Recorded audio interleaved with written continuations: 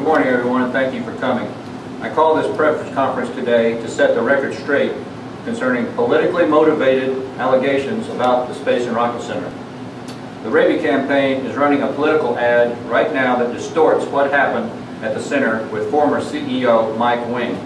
Wing was responsible for losses of millions of dollars and over 100 jobs. As reported Sunday in the Huntsville Times, I was one of the board members who blocked Wing's attempt to sell the center to out-of-state investors, and I voted to fire him. Since then, Larry Capps and the current board have done a wonderful job of turning the center's finances around. The center and space camp are great assets to Huntsville and to North Alabama, and Steve Raby should not be distorting this matter for political gain.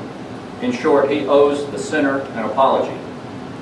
In that same political ad, Steve Raby denies his lobbying for South Alabama gambling bosses, even though he's identified as such in a pending federal lawsuit. He also avoids explaining his PAC-to-PAC transfers to corrupt politicians. These points are officially documented, and the public can read all about them at www.therealsteveraby.com. So can you speak to why you think PAC-to-PAC transfers and a lobbying background should disqualify Raby for office? I don't think it's a matter of disqualification. I think it's a matter of standards and background that people need to take into account. When you run for office, in some ways it's like trying to get a job. If you were to apply for a job, you'd expect for people to look at your resume. You'd expect them to see your performance. You'd expect them to see the kind of things you did and the choices you made. All those are highly relevant to what kind of congressman a person will be. And if a person is funneling money and disguising contributions so the public can't see it, that's important. If a person is dealing with politicians who later go to jail, that's important.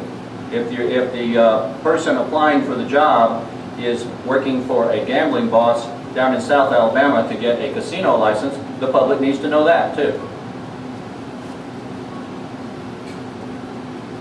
Yes?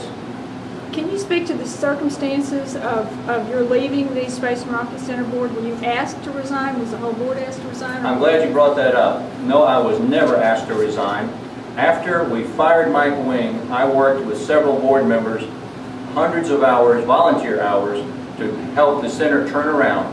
And it got to the point where I had to get back to my family and my own business.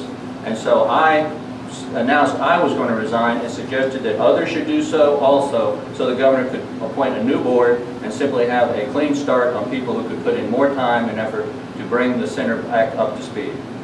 I was never asked to resign. In fact, I suggested everyone should resign just to give a fresh start. And I'm still proud of my service on that board.